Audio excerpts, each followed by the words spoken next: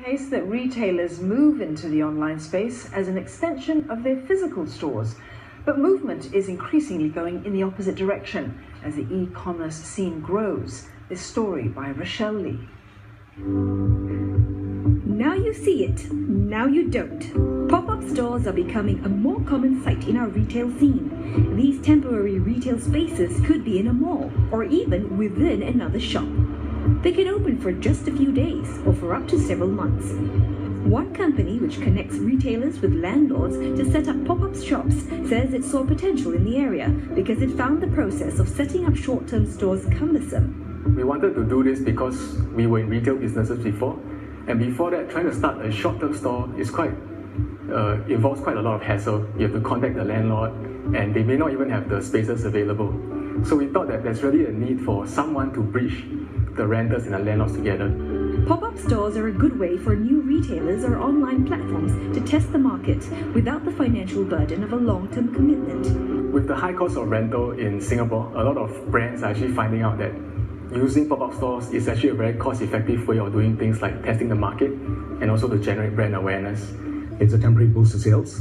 It's a chance for the manufacturer to meet with the customers face-to-face, a chance to demonstrate the product, which they normally don't have, and maybe getting new customers. Since pop-up stores can pop up at different places at different times of the year, one expert says that exclusivity can be a draw. It's a temporary location. By itself creates a perception of scarcity. This is a scarce product. This is not like a usual store. This is something unusual. This is something where bargains could be available. Consumers can get all these perceptions. Even mall owners, often seen as the bastion of tried and tested brands with big bucks, are finding that pop-ups can add to their retail mix. I think they add vibrancy to the environment because a lot of malls, a lot of the shops they've been here for a long time. For a buyer, we need to see actual thing, not something that online we don't know how it really looks like. So you need to know how it feels? Yes, touch. I'm the person that need to touch and feel. And that's why some online-only retailers have found that they still need a brick-and-mortar presence after all. From Uncle Quake cushions to grizzly bear beanbags and a rocking horse inspired by the iconic dragon playgrounds in Singapore, well, these are just a few of the products this shop offers. It started off online but has now expanded into physical shops. I think shopping is still a culture here in Singapore, so people still want to come and feel the products. We use an omni-channel strategy basically to, always be available online, but at the same time we have the shops that people can just come, pick and go, So there's a very, very strong tie-in with the online and offline. With his pop-up stores contributing to 60% of sales each day, he says it's a win-win situation for both the mall and his company. It's a hand-in-hand thing more than it is a one-sided thing. So we work together, we try our best to help the malls to also bring people down, but at the same time the malls give us a good rate. Whether it's to drive seasonal sales, launch new products, or just to deliver a different kind of experience to customers, pop-up stores have their attractions. And amidst a tougher retail scene, the ability to offer consumers choice and diversity would be one way to stand out from the crowd. Now let's talk more about those developments with Nicholas Kontopoulos. He's Global Head of Fast Growth Markets at SAP Hybris. Welcome to the studios, Nicholas. Thank you. Well, right, so Nicholas, we just heard there the benefits of going into the physical space. For online retailers. They find that there is a need after all to sort of have a physical presence. But what are some of the difficulties perhaps or the pitfalls that they actually face?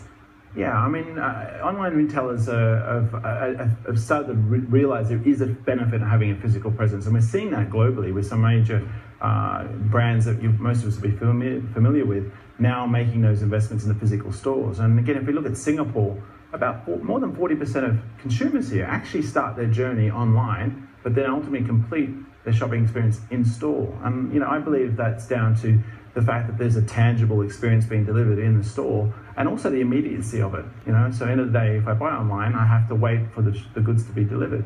Whereas in a store, I can pick up those goods there and then. I like the way you describe that. It really is a journey, and because you can do the research online, you don't have to sort of wander around in a sort of random fashion looking for something in a physical store to begin with. But it is the year-end holiday season. Stores are kitted out with all the decorations. I mean, very tempting to sort of go into them. E-commerce portals lack that, of course, how could they actually grab consumers' attention? Again, great question. Content marketing is becoming really critical. I think this is where the smart marketers, especially those working for online retailers, are really investing in great content, and distributing that through social channels like Pinterest, Instagram. That content grabs you. Maybe it's a video showing me how to create an amazing Christmas tree or an amazing Christmas lunch, and then I click through on that, takes me through to the store, and obviously gives them an opportunity to upsell, cross-sell something that they've advertised through that content. So I think content marketing is becoming a great way for online retailers to engage consumers. So what about conversely? What about physical retailers going online? What do they have to do to be successful? Again, this is an interesting trend we're seeing. I mean, a lot of the traditional bricks and mortar stores saw online stores as a massive competitive threat, and for a long time buried their heads in the sand. But more and more we're seeing now online retailers leaning in and embracing that challenge. However, to succeed, we believe that omni-channel strategy is absolutely critical. So how do I bring my physical and digital channels together in a way that creates an amazing and delightful experience is really important. But that could start on a mobile phone, could be an in-store experience. Maybe I complete the sale on my TV. So again, thinking about how they bring these channels together is really important. You mentioned there the fact of mobile phone usage, and of course Singapore, we have a high penetration of 80% of smartphone penetration. We're very tech savvy.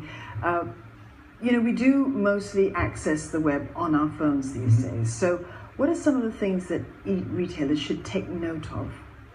Again, I think with mobile, whether you're an online retailer or a physical retailer, if you're going to embrace digital, we have to start with the mobile now. That's a default. As you said, the majority of consumers now are using smartphones. They go on the MRT in the afternoon, pretty much everyone's got a phone. So you really need to think about the end user and how they're using that platform. But again, it's an opportunity for us to create an omni-channel experience. So again, you don't want to just focus on the mobile. We need to look at other channels. So an online retailer would need to think about maybe how they also provide services through maybe the telephone. Maybe their customer service becomes a really important part. Maybe my goods haven't been delivered on time, so they need to think about how they can provide additional channels to engage a customer. So mobile first definitely is the way forward, but need to think again in a more omni-channel fashion. There's certainly many challenges to take into account, and of course one of them is market segmentation, sort of getting your message and your product to the right customer and at the right time perhaps. Now, how important is it these days to have this online and offline presence then? I think it's increasingly becoming important. And data is at the heart of this. Again, if I think about brands like Uber, Netflix, Airbnb, who I'm a consumer of those services, they've become more like data companies, software companies. So they've really understood the importance of data, and I think this is absolutely critical, whether you're, again, a physical retailer or online retailer, how you harness that data and use that data in a way that actually helps develop a rich insight into who Nicholas Kontopoulos is, and then be able to push offers that are relevant to me is absolutely critical. So I think that's becoming increasingly important. Everyone wants the magic formula. They do, indeed. All right, thank you so much, Nicholas, for coming in to share that with me. Nicholas Kontopoulos there from SAP.